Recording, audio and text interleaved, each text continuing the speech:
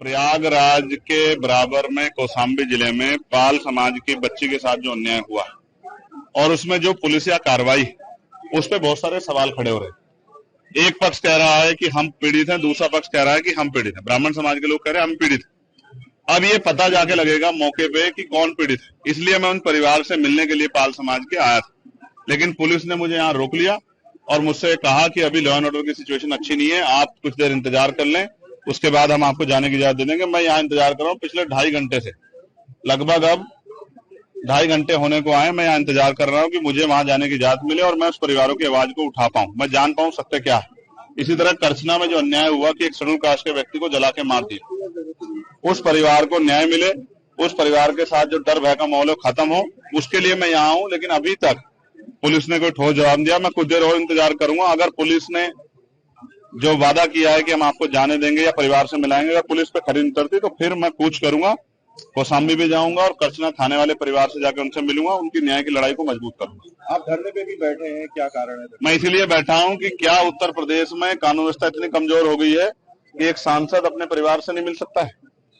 क्या हो गया उत्तर प्रदेश में? हम इलाहाबाद में, जहां पूरे उत्तर प्रदेश के लोग आते हैं न्याय मांग रहे हैं। हम तो लंबे समय से मेरठ में हाईकोर्ट की बेंच की मांग को भी उठा रहे हैं, लेकिन इलाहाबाद में इसलिए मुझे तो रोका गया। अपराधियों क्यों रोका गया? यहाँ 500-700 पुलिस लगा के क्यों रोकना चाहते हो? क्या एक परिवार से नहीं मिलने की छूट दे सकते हो आप लोग? तो मैं तो कह रहा हूँ मैं अकेला जाऊंगा, आपके साथ जाऊंगा, आप ले चलो, लेकिन मुझे मेरे परिवार से मिलाओ, मैं उनकी तकलीफों को जान दो। भी उस माँ से मेरी बात है, जो बच्ची की माँ, उन्होंने कहा मेरी बच्ची की हालत आके देखिए, हमारी हालत आके देखिए, हम यहाँ डर के साए में, हमारी मदद कीजिए, हमारी आवाज उठाइए। तो पुलिस मुझे क्यों रोक रही? क्या पुलिस किसी को छिपाना चाहती है? क्या पुलिस दबाव में काम कर रही है? मैं तो मानता हूँ पुलिस कभी दब नहीं सकती, लेकिन इस बात को जानना पड़ेगा कि सब क्या हो रहा है। मैं तो पुलिस का सबसे बड़ा हितैषी, सब जगह आवाज उठाता हूँ, पार्लियामेंट में भी आवाज उठाता हूँ, सड़क पर भी उठाता हूँ। उनकी 8 घंटे की ड्यूटी हो, उनको न्याय मिले, उनको जो वेतन विसंगतियां वो दूर हो, उनके साथ जो है जो बॉर्डर स्कीम है वो खत्म हो। लेकिन क्या आज पुलिस मुझे रोक के जो है क्या कानून का हनन नहीं कर रही, संवैधानिक जो अधिकार है उनका हनन नहीं कर रही? इसका जवाब भी देना चाहिए। और मैं मीडिया से कहूंगा कि पुलिस से पूछे कि वो मुझे क्यों रोक के बैठे। धन्यवाद। से पहले लाइव आए थे, आपने हाउस अरेस्ट की बात भी कही और सरकार ने भी कह रहा, क्या कुछ? उसी के बाद मुझे बाहर आके बैठना पड़ा, इसलिए लाइव आया कि मुझे जाना था कहाँ और मुझे लेके कहाँ गए।